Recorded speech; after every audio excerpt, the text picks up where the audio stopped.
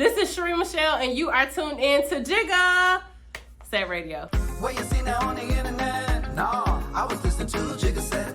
Oh, I be listening to every show, keeping me all in the know on Jigga Set Radio. What you see now on the internet? No, I was listening to Jigga Set. Oh, I be listening to every show, keeping me all in the know on Jigga Set Radio.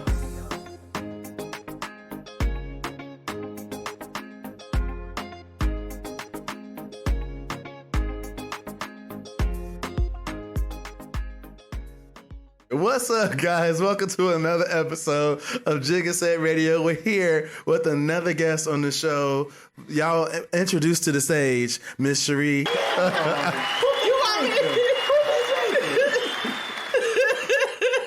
I'm over it. So it's okay. By the time we finish, they're going to know my name anyway. Yes, so. We're going to get into that because they're going to get to know who you are. And then they're going to follow you with whatever social media platform you're on. But before we get into all of that, let's let the world know who you are. Yeah, so... What's your right name? So I am Sheri Michele. I am a business leadership and business development expert. Mm-hmm. I hail from Atlanta, Georgia. Peace up, A-Town down, okay? Now we got you. I told you that's the ATL button. She renamed the bruh button to the ATL button.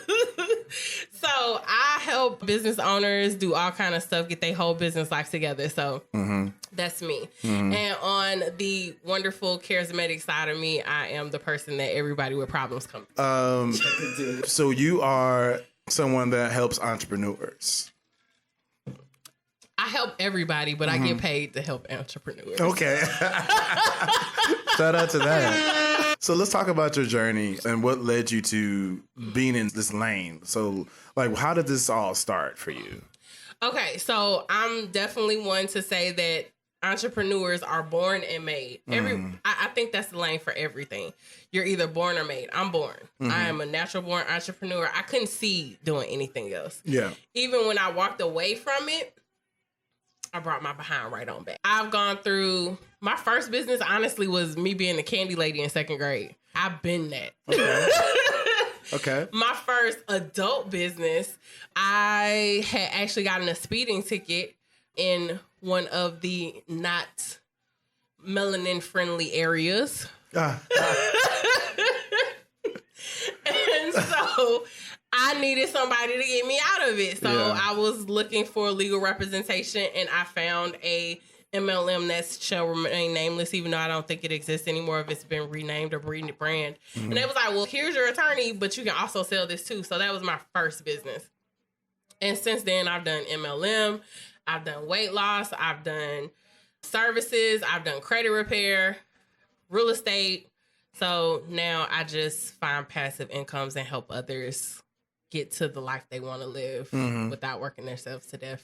So being the candy lady in second grade and having the various opportunities to just wear all these different hats. Along the way, and I don't think I've ever asked any of the guests on the show this, like when you start putting on these various different hats, have you ever had a situation where you feel like it's an imposter syndrome, or where you feel like you don't know who you are, still trying to find your way, and when you put on a different hat, you assume that identity, you say, oh, this is going to be the one for me. This is the path I want to go on. And then when you take it off because for whatever reason and put on a different one, do you feel like you being a jack of all trades and a master of nothing, do you feel like that impedes our growth as an entrepreneur? No. Okay. I don't. Good answer. I like that response. And the reason being is because it's all part of our journey. So you heard that story how Thomas Edison tried like 1,000 different ways, and every time he found the wrong way to do it. You're not really doing anything wrong by playing the field as far as an entrepreneur. You're just seeing what doesn't work for you. So if this didn't work for you, okay, that's not my lane. Let me try something else. Yes. Because entrepreneurship, a lot of people see the glitz and glam that's on social media. Exactly. It ain't glitzy, it ain't glammy all the time. Is it fun? Absolutely. It can be, definitely, for sure. Is the journey amazing? When you get far into it, there's some gray area in there. Absolutely. Because I will tell people all the time that you are not a true business owner until your business make you cry. Yes. If you ain't sat in the corner in the fetal position wondering what you did wrong in life, you ain't in business yet, sis. Real shit, though. Real shit. Real shit. Like, because I've definitely had moments where I cry and I'm not even a crier like that. And it's just the frustration, the roadblocks, the struggling to find support, delineating like who your true friends are. And if friends are the ones supposed to be your audience, like a lot of times when people first start their entrepreneur journey, and I can speak to like my sister, she started making custom shot glasses out of acrylic. And I remember her coming to me, she said, I want to sell these. I said, okay, I will help you because I've been in this game a while. She's never done it before. And so she made them. She was happy. She was proud. And she said, can you help sell them at your next event? I said, okay. And so I sold a couple of them, more so 6 or 7 of them. She made about 20 of them. And so I told her at the end of the night, I said, hey, I'm going to cash up the money that we made. And she said, that's it? I said, oh, I forgot. You're not accustomed to this lifestyle. She was expecting in her head $1 million cajillion dollars. All your product is gone. You're going to go from Popper to Scrooge in the same day. Yes. Great analogy. Great analogy. That's fucking great analogy. Great analogy. No, that's not how it works. No. And it's during those moments where, and this is definitely the word, is for a reality check. The reality check comes into play because she was distraught after that one event. She just thought it was going to sell out. Everyone, she made a glass for everyone and she just thought it's going to get sold out. And then that was a reality check for her. And she realized, she said, she actually got so crushed that she hasn't done it since. And that happens. That happens. So there's stages in entrepreneurship, and I'm definitely going to put it. So there's the shiny object syndrome. That's the first one. Mm-hmm. And that's where you think it's going to be $0 to $1 million in 3.5 seconds. Yep. And this is the phase where everybody who's actually been in business for a while is actually laughing at you. I ain't even going to lie. We just be looking at you like, oh, poor little tink. That's a soundbite. Poor little tink. Little tink. And then there's you go to that light bulb moment where you finally find your lane and you finally find the zone that you're in and you finally realize that this is really the lane you want to be. And everybody comes to that in a different way. They may have a mentor that gets them to that moment. Yep. And shout outs to the mentors, and you absolutely need them. Yep. You may have it may be a moment of desperation that puts you there. Like you lose a job, you go through a divorce, you lose a family member. Those kind of moments will bring that kind of enlightening. And sometimes you just happen to trip up on it. Mm-hmm. The current business that I have, I literally tripped up on it. Mm-hmm. And that was from me listening. Mm-hmm. So everybody has that aha moment. And then when you have that aha moment, then you go through this moment where you think you're invincible, that Superman whole moment. Mm-hmm. And that is very short-lived because then you go into imposter syndrome. Yep. And that fear of failure. Yes. And then there's a level that most people don't find out about until they get there, and that's the fear of success. Yes. Because that's the thing. That is Thing. That just gave me goosebumps. The fear of success. Yes, because failure, once it happens, it's done. Yes. Success, you have to maintain. So you got to build up to that. Right? And maintain. it. It's the build up is the easy part. Yeah. It's the maintenance. Yes. And then you looking and you like, damn, I got all these employees. Mm-hmm. Damn, I got all these orders to fill. Who the hell did I think I was? Yep. That moment happens. Yep. Often. It happens often. Once you're there, it happens often. Often. Okay? Often. So it's stages to this. And like you were saying earlier, having that support network, I tell people all the time, like when I typically go on podcasts and they ask me that question, what do you think you should do if you're about to start in this space? 2 things. Number 1, get successful habits now. Ooh. Start the workout plan. Yes. Ooh. Start the meditation. Mm-hmm. Because if you don't, you're going to become an alcoholic or a crackhead. And also remember to take time for self. Absolutely. Absolutely. So start the healthy habits now. Get that routine, that morning routine, that meditation, journaling, prayer, all of that stuff. Get that in place before you start a business. Because, bro, you're going to ride on that. Mm-hmm. You're going to ride on that through the good times, the hard times, the bad times. And then the second thing is absolutely positively have the network of people and understand you don't have to give up your friends, because you mentioned that earlier. You do not have to give up your friends. You just have to compartmentalize them. Oh, yes. And I've been saying that. You just knowing who does what. You don't have to give them up, but just knowing like what they bring to the table. Absolutely. Meet them where they at. Meet them you can't bring everybody where you going. And I'm gonna bring that home to some of y'all, because you don't understand what I just said. Go come over there. Oh, my bad. Look, let me do this. I'm bringing this home to some of y'all. Okay, so all of us, we have that auntie that no matter what family gathering, no matter what's happening, no matter what she brings, what new recipe, no nothing, we ain't touching that shit there. We know that she is not the only resident of her home, and she ain't got no kids and no man, okay? Damn, we went there. So Auntie got roaches. Auntie got roaches. She got roaches and rats. Oh, shit. We ain't touching that. You got that one friend that you know that if you give that dollar to them, you ain't never seeing that dollar again. You can tell George Washington, all right, it's been real. Especially if it's Benjamin and Franklin. You know what I'm saying? You got that family member that there is no way in hell, even if you got to go to the emergency room, that you handing over your car keys. Yep. The one person. Okay. That's too Just real. like you compartmentalize them, you need to compartmentalize your friends. There's friends that you need for emotional support. Exactly. It's friends that you need to go out and drink with. Mm-hmm. It's friends that you need to talk business with. Exactly. And it's friends that you need to be able to call them and be like, I can't do this shit today. I'm sorry. I can't do this today. Right. And they're going to be like, you got it out? You good? Okay, great. And I have a story for that. One of my good friends, she called me and we were just having conversation and we were just talking about our businesses. And she was like, she was telling me how COVID had affected her. Yeah. She has a trucking company. Mm-hmm. And one of her trucks went down. Mm. And because of the supply chain, it was 9 months for her to get the parts for her engine. Wow, yeah. Oh, wow. Damn. And it was $50,000 for the parts. No, fucking. Wow. You lying to me. 50,000.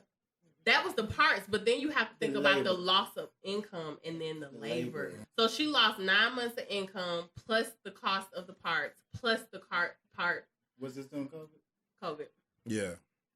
So I was like, sis, why you ain't call me? Why you ain't tell me? And she was like, anytime I talk about this thing, people be like, this is why you need to get a real job, and this is why you need to get a 9 to 5. And I was like, did I mention that during this conversation? And she was like, no. I was like, it's not what you're saying, it's who you saying it to. Because the people who are in this journey with you, what the is a 9 to 5? Right. I don't even know how to function in that. And even if I have a 9 to 5, it's for my business. It's to, because I will tell people in a second, don't leave your 9 to 5 thinking that, please don't. Trust me. Trust. I know. But even in a lot of people misconstrue about having a 9 to 5, and they look at being an entrepreneur and a 9 to 5. The entrepreneur side is unstable. You can lose you're not gonna make your money.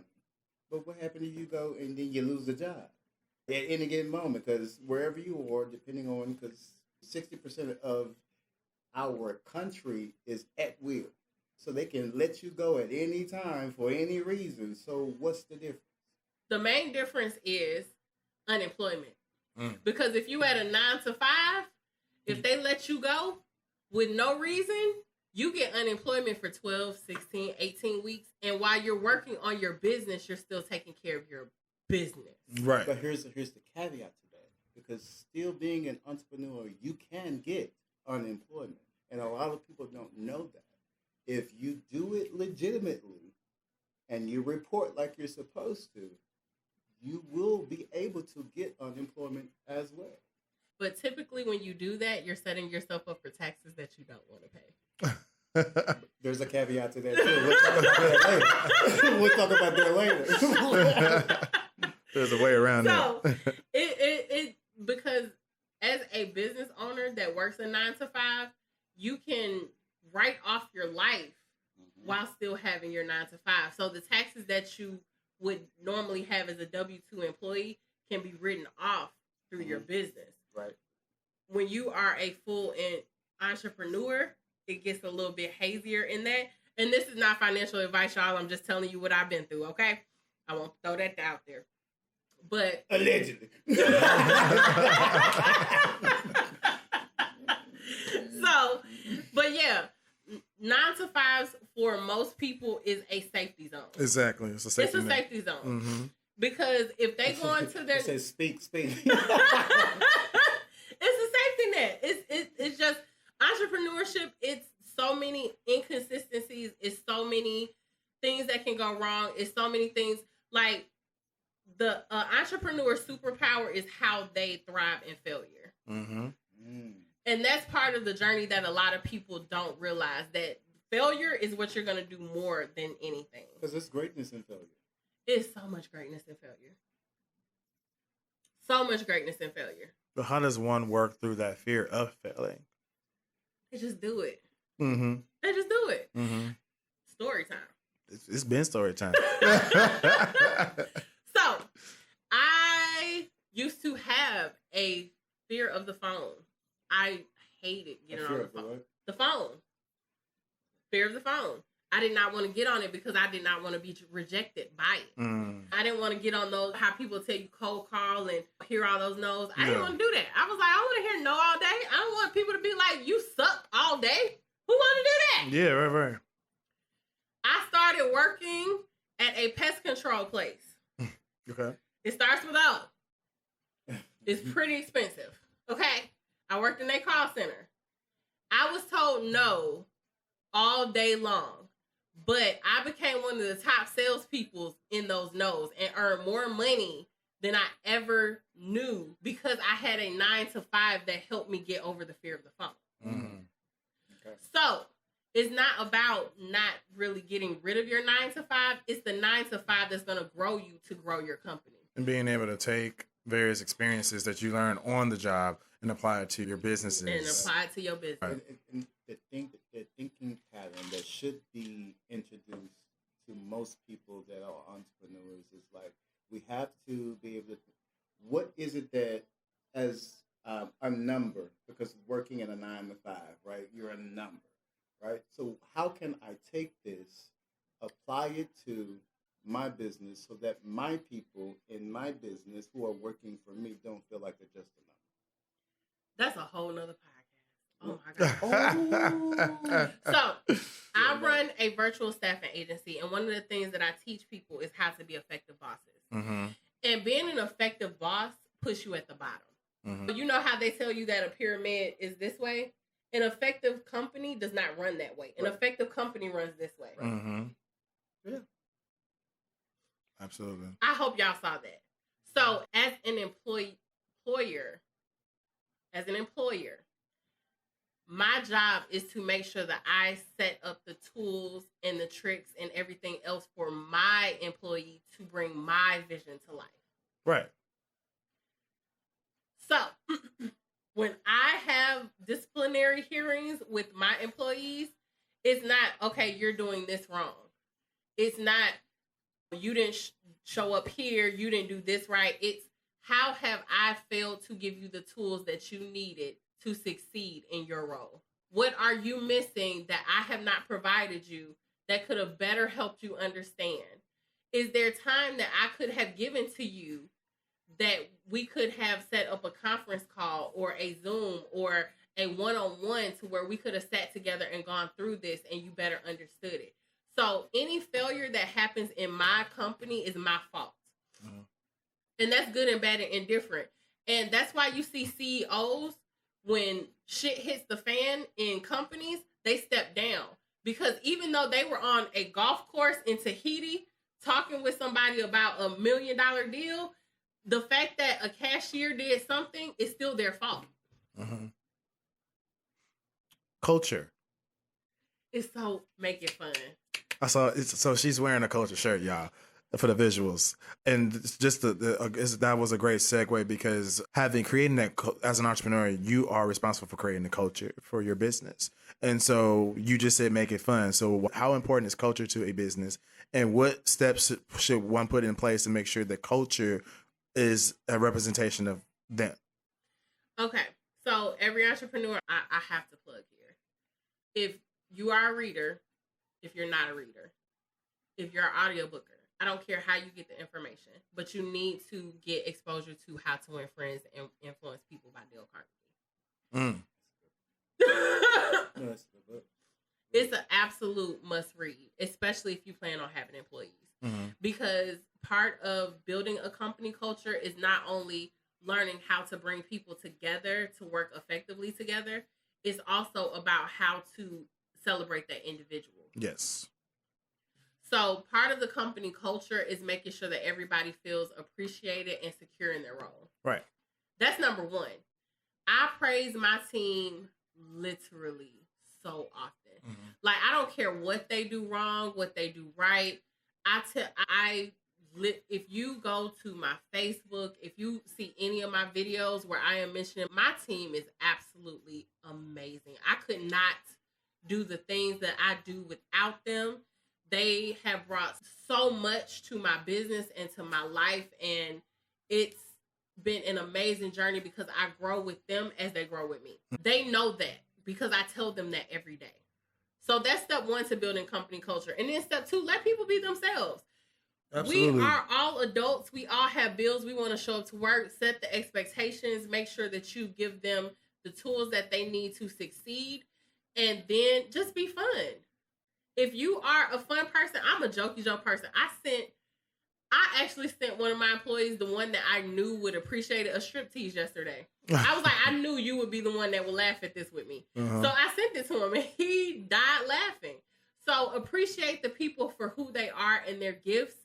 And when you bring in new team members, be mindful of your team as far as how that person would mix with them. Yeah, the assimilation process. And I'm telling you, you keep those three things in mind: praise, appreciation with their individual skills, and how the team works together, and being mindful of that, bringing in new people.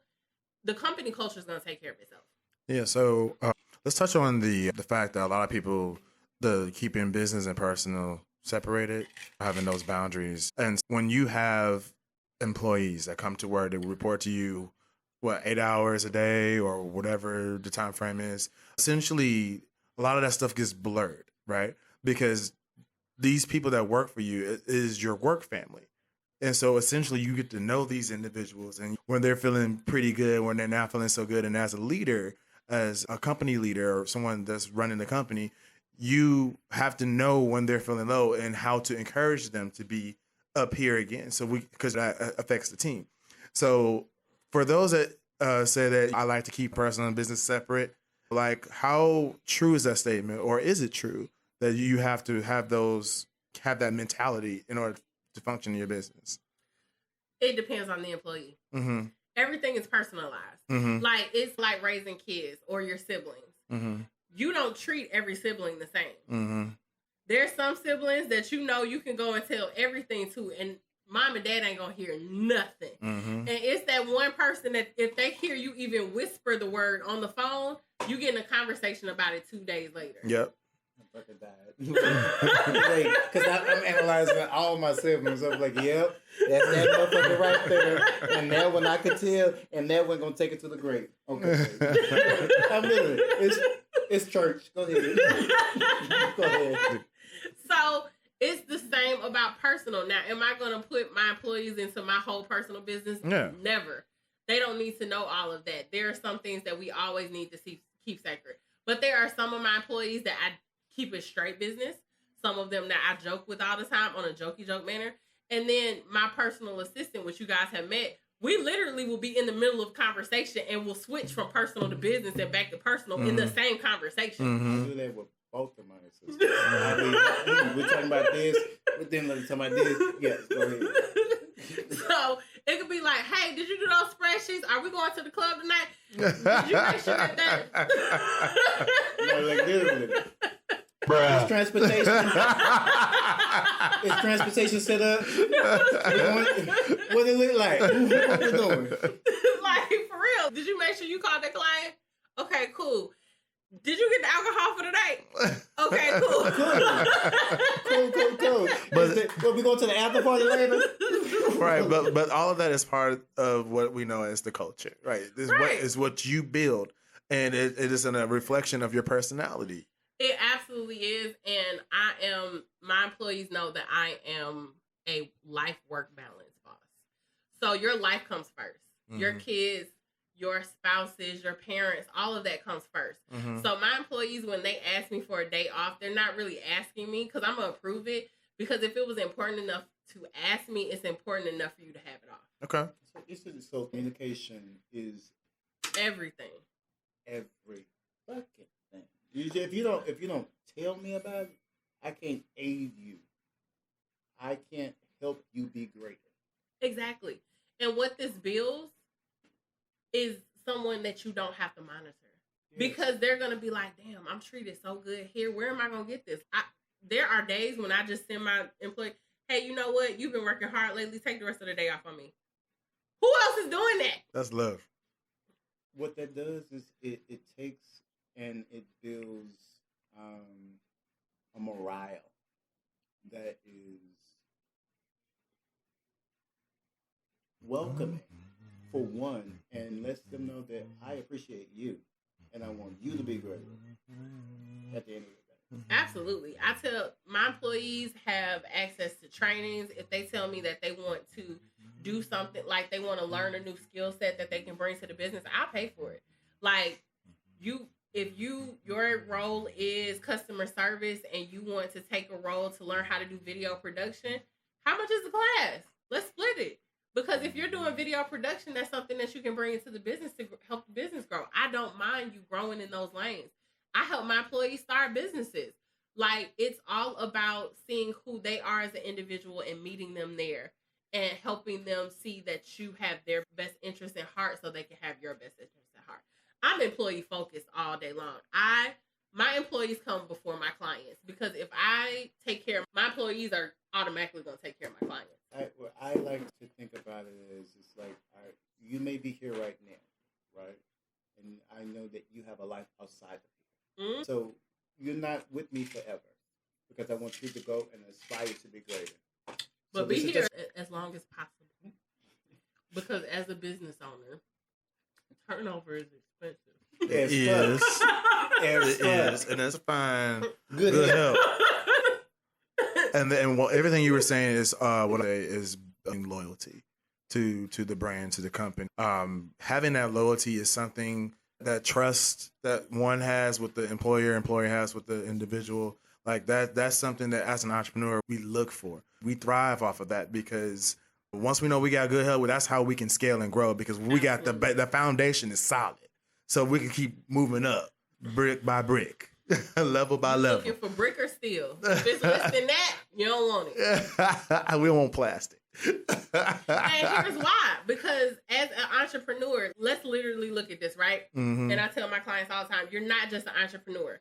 You're a business owner that comes with its own list of roles. Right. And if you're doing it by yourself, you're accounts receivable, you're customer service, you're the CEO, you're the accounts manager, you're the janitor, you're the shipper, you're the receiver. Like, you're all of these different roles. You're accounting, you're marketing, you're social media management. And those two are separate.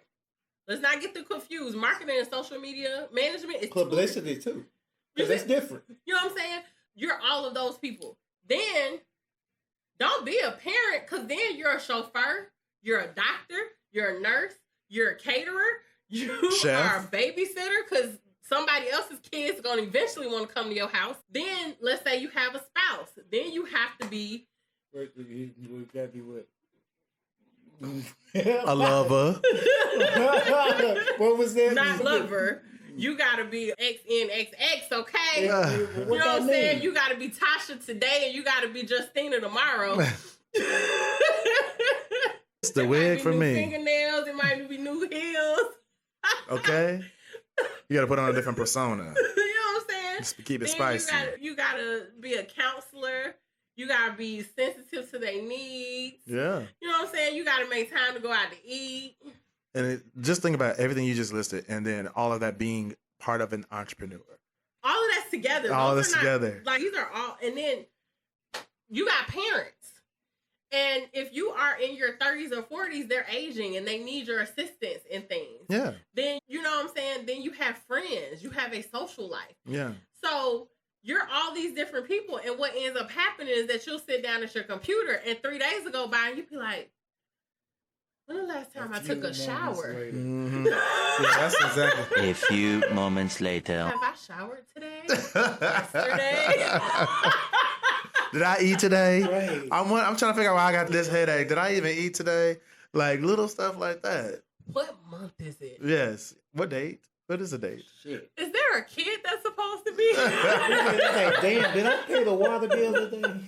That, you know how many entrepreneurs have bad credit because they forget to pay bills? Yes. That is a real thing. For sure. Not only that, but because we don't have every 2 weeks something coming into the direct deposit. For a while, when I had went full-time entrepreneur, I got a notification and they was real petty for my bank sent me a notification. You can set up direct deposit for your paychecks. I said, baby, I don't have that type of deposit. It don't just come That in. is not my lifestyle. It don't come in every 2 weeks like that. It just hit it whenever it hit. It's every 6 months.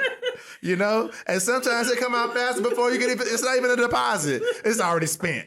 My pronouns are commission and 1099. Wait, I wasn't ready. I wasn't ready. I was not ready. Got this. Yeah, for real. Like, because seriously though, because people don't understand. Like, when you don't have that safety net of having that paycheck come every 2 weeks or every month or whatever the case is, like we living off of every gig or like whatever contract we have, and whenever they actually to pay out is when we get our stuff, and it may not be on time when the bills are due. Sometimes that phrase robbing Peter to pay Paul, and sometimes Tasha too. That's a real thing because like we don't fit into that standard mode, and sometimes we just have to let some things lapse a little bit, and it's gonna hopefully come back around where we can get back to it. But we don't fit into that mode, that calendar mode of okay. Every 14th, this is due. Sometimes it might be the 18th when I get to it. But I used to feel horrible because when I had a 9 to 5, I was always on top of my stuff. I had no excuse unless I mismanaged my money. Now it's not because I mismanaged my money. It's more so because it ain't there. And then I used to feel like horrible, but now I'm like, Bitch, you'll get it. It'll come. It'll come. And you might be a little late. Who's the important person? But you know what? Part of that a lot of entrepreneurs go. Now I'm about to hit some of y'all in between the eyeballs. So I want you to get this. It's because y'all ain't humble. Y'all is not humble. Yes. And y'all think that just because you're a CEO, things are beneath you. Let me tell you something. If you are looking at your business like this, ain't nothing beneath you. Who's more important? Is your business more important? If you, in 2017, no, I take that back. In 2019, I had that breakdown moment. I had that fetal position in the bathroom moment. And I was about to quit. I was really about to quit. I had lost $100,000 in a flip. Oof. A little over. It hurt my feelings, y'all. It really hurt my feelings. And I'm a Cancer, so there was a lot of feelings to hurt. Oh, right yeah. Yes. Okay. A lot. All right. But I was on the verge of quitting. And in that moment, because that's why I said there are moments that define you. And that was one of my defining moments. I was like, you can quit. You can quit. But you're an entrepreneur. You're going to come back. So how about you just lick your wounds now? And then we figure out the next 5 years to where you're not quitting and you do what you need to do to make this work. Because if you quit, you're just going to get an attitude with somebody in 6 months and be like, man, I could just do this myself. Because that's how we make the worst employees. Oh, yes. We're the best worst employees because we're going to be good at our job, but we're going to be cussing you out the whole time we there. Like, bitch, who is you talking to? Don't you know who I am? Exactly. But it goes back to when you were saying being humble. That helps the journey Some people don't make it because they're not humble enough. And when I say humble, if you got to get out and do some rides, do some rides. If you got to deliver some groceries or some packages. And I've done both. Lyft, Uber, all of it. You know what's crazy is that humbling experience happened during COVID because I had to go back to corporate America, and that really gave me a sense of, like, bitch, I done made this amount of money in life, and now I got to go and do this again. But at the same time, for me, I had to think about, look, you got 2 kids, they got to eat, you have mortgages. You got these type of responsibilities, and that entire 6 months that I went back and did corporate America, I was like, okay, I appreciate it a lot more. It literally gave me a sense of, all right, you're still human. Yeah, and there's going to be those times that you have to go. You may have to take a step back. Yep. You may have to go back to work. All that means is that you didn't learn the lessons to not be at work. Mm-hmm. Or you didn't appreciate the freedom that you had to do what you needed to do to get it done. Mm-hmm. And that might mean going to drop off some groceries. So I will say this. My first flip was funded by Instacart. I was doing 3 shifts after work and all day on Sunday for a year and a half to get the credit that I needed to get the money to do my first flip. So when you are an entrepreneur and people be like, yo, you have to be ready to do anything. Elon Musk was a millionaire sleeping on somebody's sofa because he was investing in other companies. So, baby, that's rich. That's rich. Because not to cut you off, it's rich in that statement. It's just because a person is doing one thing and moving one way does not mean that they don't have the ability to do what is status quo. When you in this journey, you have to be able to go to zero at any time and be humble enough to be there and be part of that, whatever that looks like. Being okay with that, because it's okay to be comfortable. It's okay if you're feeling uncomfortable. That's good. That's going to fuel you to go back up to that 100% that you need to be in order to move all this forward. But I think for me, I had so many humbling moments where I was at zero.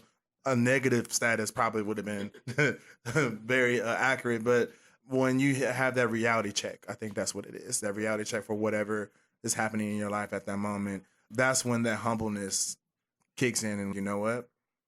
I know not to do this anymore, and now I know how to move forward. And it comes with that humbleness, so it keeps you balanced and just grounded. That's probably the better word, grounded. I appreciate you dropping those nuggets. It's imperative. Humble is imperative, and that also applies to interactions with businesses, especially if you melanated. Please understand that a lot of these melanated businesses out here are first generation business owners. So they are tripping their way to success. Yes. And there's a learning curve there. So I am educating people that we have to be better in our own community, because we don't have the 2 and 3 and 5 generations that's teaching us how to do this. Right. We are literally the people who are breaking generational curses in real time. Yes. And that takes patience, and that takes learning, and that takes stumbling and all of that stuff. So when you go to, if a black, and here's how I figured that out, and this is a way that most people will resonate with. When you call, I'm going to use nails, for instance. When you call an Asian salon, who picking up the phone? A receptionist. Yes. Right? When you call a black salon, who's answering the phone? A receptionist. Oh. The owner. That's right. You're right. Why? Because banks give us less money. Because we have less experience on what to do with the money. So we're learning how to do the business, and we're playing all the major players in the business. So in being that, when we're getting stretched thin, stuff get lost in that. I can't be the best customer service person if I'm also worried about 15 other things. Right. Wearing plus all these hats. Kids. Wearing all these plus hats. I had husband. Plus all of that. So be nice to your black-owned business owners, because you never know what's behind. Absolutely. And you're melanated, because it's a lot of us. Yes. We spoke about how the culture and how we mix business and personal, and we're going to go right into mixology with that. One of the things that you did not mention in your opening comments is how you are also a mixologist like myself. So tell us about how we got into that and what does mixology mean to you? Okay. So my story is unique, y'all. Mm-hmm. Okay. So I started off as a server and I was working at Red Lobster and I was like, I want to make more money. So I'm going to go to bartending school. Mm-hmm. And as I was going to bartending school, I'm about to age myself a little bit, but I was on YouTube. I was on MySpace one day and somebody hit me up. Oh my gosh. And was like, there was warning. There was a disclaimer. It was. There was warning. Okay. I had to hit the ATL button. So it was like, hey, we're having an adult event in a couple of weeks, and we're looking for hostess and stuff like that. And I was like, okay, I wouldn't mind doing that. And then they was like, if you know any bartenders, let us know. And I was like, you're in luck. I do know. I graduated from bartending school that day. Oh, nice. So okay, well, you can be the bartender. And so the day I graduated bartending school, mixologist, Mm-hmm. I had an adult event that evening. Mm. And I made a little more than what I spent on bartending school that night. Mm-hmm. And I fell in love. Mm. And so mixology to me, it's our moment to be cocky in our hands. Yes. I never thought about it like that, but yes. He hurt me. Okay, I understand. But break it down. Break it down. Because we take pride in our drinks. Mm-hmm. We take the reference I made before we got on. I made him a drink, and I had made myself a drink, and I was sitting there and I was testing it, and I was just like, this ain't right. So I did a second one, and I was like, I had missed something, and so I told him, I said, add it. Don't mention the name. And I was like, it's gonna go from here to here. And they both laughed at me, and then he added it, and what happened? She was right. That's how it be. It's an art to me. Absolutely. I honestly feel that bartending is one of those arts that people don't appreciate unless they're in the... Like, when you go to Las Vegas, you go to the bar just to watch the bartenders, don't you? Every bar. I literally go to every It's a show. single It's a whole show. bar. Every It's a whole bar. show. But definitely in Vegas, I'm probably more critical than anything because it's the city of entertainment. The flair there. They have a lot of flair there. And there's a lot of flair that I aspire to have just to bring to my mixology / bartending experience because they have all these tricks and stuff. And granted, I'm not a big trick person. I focus on the product, the end result, presentation, Absolutely. maybe. But I'm doing all the flips and stuff. I'm not saying that I would never do that. I've done a couple of them, but that's not where I focus on. But just like what you were saying, like it's an art for me, especially when they say, "Hey, I got these, create something." Like you were saying, that cockiness My kicks pleasure. in. Yes, because it's several things that comes with mixology. There's the flavor profile. What are you trying to create? Knowing what's there. Okay, the ingredients. We have pineapple juice. We have cranberry juice. We have triple sec. All those are fruits. And so we can combine that. Those should play off of each other. And then you have something that's sparkly and not sparkly. Okay, do you want to give something carbonated? Does this person want a soda? Or do they want something just very sweet? And do they want to taste the alcohol? Exactly, because you have to know your audience. You can go to a corporate event where you can be a little lighter because you just want to have a social, someone just want to have something in their hand, sip, have maybe a cute little buzz. And then you have our very melanated events. Or the ones I started at where, yeah, this group of people want alcohol, but this group of people want it to be strong. Yes. And all of that makes a Loose difference. make you loose. And it was, look, my hunch punch, ladies, oh, gentlemen, that's the Father's Day gift that keep on giving. Yes, because I definitely would say, like, just being able to, like, we talk about knowing your audience. And then some people like, so I love when people, they'll watch you pour because they want to make sure you put enough liquor in that cup. And sometimes I do the same thing. Some things, when I'm in that mood, I just give me something. I'll be looking at how much liquor and I say, okay, cool. I probably should be able to get fucked up off of that. But also it's about balance. For me, mixology is about finding that balance. Like you were saying about the cranberry juice. Like you knew that was the thing that made it balanced. Being able to recognize it, tasting along the way. Like at first I said, man, this makes me look like I'm an amateur. But no, actually, if you're trying to create something, you should taste it along the way, especially if you never made it before. Now, if you made it a bunch of times or whatever, you can just eyeball it and boom, Right. you can send it on the way. And that's fine. But being able to taste along the way, like I'm really trying to make sure this is balanced. And I would not send a drink. I would not give a person a drink if I don't like it. And I just be like, just give me a second. And that's what happened today, because I was like, there's watermelon vodka in here. I ain't work with that. Let me see what I can do with that. Yes. And I had to find the balance. And it's... So let me be 1,000 with you. I didn't know you use watermelon vodka. I don't fuck with watermelon. It's in there. I don't fuck with watermelon at all. So I didn't even know it. I didn't taste it, so you're good. See? The thrills of being a mixologist. No. Really, you can put it. I don't fuck with watermelon at all. Yes, I think it's also like one of those humbling moments. Like you say, it was cocky. It's like a moment where you feel like you're a little cocky. But like when you say that little head nod they give, like that's it. Right. That's my moment. That's the tip. Wait, the clap. The clap. You need the clap. That's what you get in your head. Yeah. Another satisfied customer. We did that. Don't ask me how I made it.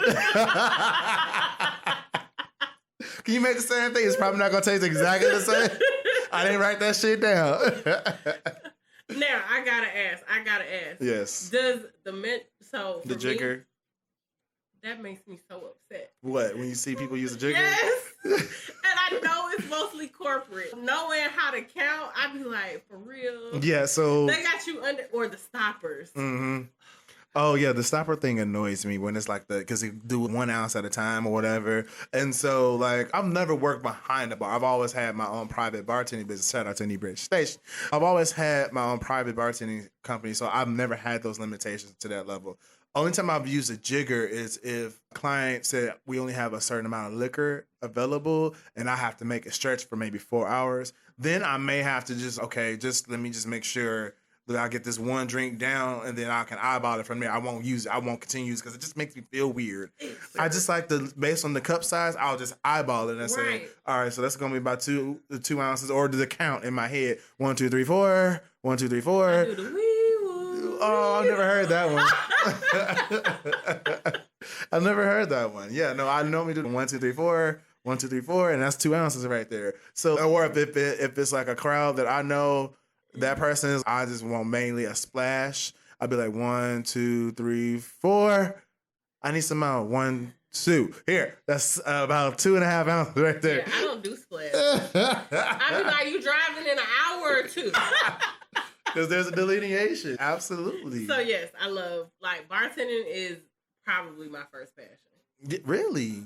It's probably. I'm the person, so me and my friends, I used to work at a restaurant, and red is in the name, and they sell crustaceans. I like that. When they had fresh crustaceans, okay? Yeah. Uh-huh. But that was the coolest work environment that I had. Like, the whole building got along. So when we went out, like, if it was somebody's birthday, it was 60 of us going to the bowling alley. Oh, wow. Or to karaoke. Or if we had a house party, it just needed to be us. And it was to the point where, let's say that we were having a night shift or whatever, there was a whiteboard in the back. Mm-hmm. We would write a topic of conversation, and as we're coming through, we would just put our thought comment down for the conversation. Right. And that's how we would communicate throughout the night. Mm-hmm. And so when I was learning how to bartend, I would just have liquor nights where we would pick, okay, we're going to do vodka, we're going to do rum. And then everybody would bring a bottle, and then they would bring a different chaser. Mm-hmm. And we would see how many drinks we could make that night. Mm. And that's how I learned how to mix. Okay. Yeah, just in the whole trial and error, just like even with entrepreneurship, just being able to tie all this in, it's all relative. And I think that's why I also enjoy Mixology so much, is because it's about the trial and error process and being okay. Once you present a product, it's just living in that moment and just being proud of this creation. Like whether it's a product, like a drink, or My hunch punch. a hunch punch, or a service you create with your business. Putting that thing out there and the world sees it and they're able to sip, taste it, live in it. And I think that's why I relate entrepreneurship and mixology. That's why it goes hand in hand for me. It goes so hand in hand. Yes. And with my company, we help entrepreneurs get staffing. So to see an entrepreneur be able to take some of those things off of their plate. Yeah. Because when you are wearing all those hats for so long, you start to resent your business. Yes. And to see that come off of people, especially my ladies. Mm-hmm. Yes, I'm talking to you because we treat our companies like our babies. Yes. And it's men, I love y'all. Because I'll have a consultation call with the man and he'll be like, okay, so what y'all do? You gonna take what off my plate? And how much it costs? Yeah. Here's my card. How often you gonna bill me? Okay, no problem. Right. But the women, they be like, what if they, but who if they, but who is this? But what if that? But ma'am, it's not about if they do it better than you. Right. It's not even if they do it the same as you. It's you not doing it. Yes. It's you not doing it. It's them. They can create the rough draft and you just review it. Yes.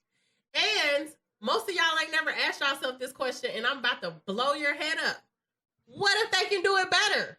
Have you ever thought of that? Yeah. Because a lot of them do it better than you. Mm-hmm. You don't know social media management. Mm-hmm. You don't know accounting. Like people go into their business not thinking of it as a business. Right. Think of your company as a corporation. Corporations have departments. So if you're not looking at your company to have departments, what's the end goal? Are you looking for this to be legacy? Are you looking for this to be income for you for the long haul? Are you looking for this to be sold? Because some people build companies just to sell them. Yep. When an investor come in and look at that, they want to see departments. When something go wrong, you want to have somebody to call. Right. You want to know who to call. You're not going to want to be like, okay, everybody's doing everything. So no, you want to have departments. So delegation in your life, and that's why people have maid services, have laundry services, have meal prep. Yeah. I delegate everything. If I could delegate sleep, I would. Real shit. Bruh. I delegate everything. Delegate it out, because what that gives you is your time back. And there are part of the stages of entrepreneurship. When you first start, the money is the important part. But as you get in it, time becomes the important thing. Money is makeable. Time doesn't come back. Nope. And those 4 hours that I was cleaning my house, because some of y'all, I would never have somebody clean your house. Those 4 hours that I had somebody else cleaning my house while I was working, number one, I netted. So here's how the equation for that. Let's say that you make $200 an hour. Mm-hmm. Because you big boss mode. 4 hours it takes you to clean your house. That's $800. Okay, let's say that you get a cleaning service to come in for $350. Mm-hmm. Not only do you get your 4 hours back to make that $800, you don't have to do it later. So that 4 hours gets put back in your schedule. Right. And you still netted $450. Right. By having somebody else do it. Do I need to repeat that for somebody? Do we need to rewind? They can rewind on their own. I'm just saying. So, and when I had this conversation, the first time I used this example, my house was currently getting clean. I was having a conversation. One of my favorite, realest coaches online, Coach Stormy, she had posted something about how she doesn't cook. She has a chauffeur, and she's filling her days with money-making activity. Because when you get to the mode where it's like Peter, Paul, and stuff, you have to go into money-making activity. Absolutely. So I have these people so that my whole day is money-making activities, because money-making activities will take your whole day. Mm-hmm. They just will. Mm-hmm. You need to be meeting people who can put money in your company. You need to be meeting people who can grow your company with your vision as employees. You need to be figuring out business funding and business credit. You need to be figuring out contracts and how you can bring new projects to the marketplace. All of these different things are going on in your mind. You do not need to be worried about if your customer got your product. Yes. At all. Let somebody else worry about that. Let somebody else worry about that. That's what the 9-to-5ers of the world is for. You're an entrepreneur. You're it's a different level. Not better, different. Yes. And It's just like a doctor and a veterinarian. They saving somebody. right. But it's not built for everybody. Entrepreneurship is not. That's what you were saying. It was born, some born and some are created. Right. And but like even the ones like when you discover that I want to do something, and if they're not willing to have the mental discipline, because people think like, oh, you have more free time as being an entrepreneur, because we don't have that safety net. We have to, every moment we have that looks like it's free, we fill it with something, the money making ideas or whatever the case is. We have to stay on the grind, and not everyone can handle that. Some people like, I just want to put in 2 hours, and when you get to that status, that's cool when you got the right delegation. But you can't just like say. Diddy said, I pay people not to do shit. But that's the way it works. Like I pay people not to do. I do the things that work in my business. And when we was having that conversation, I was currently having my house clean. I was making my money. And then both of us got off at the same time. And I went and spent time with my bestie, my mom, and my man. Mm-hmm. Do you think I wanted to spend that 4 hours with that mop? Or them dishes? No. I wanted to spend it with my mama, my bestie, and my man. So you delegate. And that's on period. Not question mark? Not on question mark? No. Period. Come on, ellipses. You've been such a pleasure to have on the show. Like, how can people follow you? You did a great job, buddy. We dropped a lot of gems, and I'm pretty sure people can rewind and take a lot from this podcast, because finding that balance as an entrepreneur, being humble, wearing hats and delegation, all that and more can be found as nuggets on this podcast here on JSR. So how can people follow you? They can Google me. Come on, go. Google. Yes. Build me up. Yes. So I can build you up. Yes. So you can Google Sheri Michele. Sheri is the first name. Michele is the second. And you can find my LinkedIn, my Instagram, my Facebook. You can find my other YouTube videos. So however you want to connect with me, you can find it on Google. Yes. As always. And you're definitely coming back on the show. Absolutely. Thank you so much for coming on. Thank you guys for watching this or listening to this podcast. The visuals will be released with the audio as well separately. They're going to come later on, y'all. Thank y'all for tuning in, and we'll see y'all next time.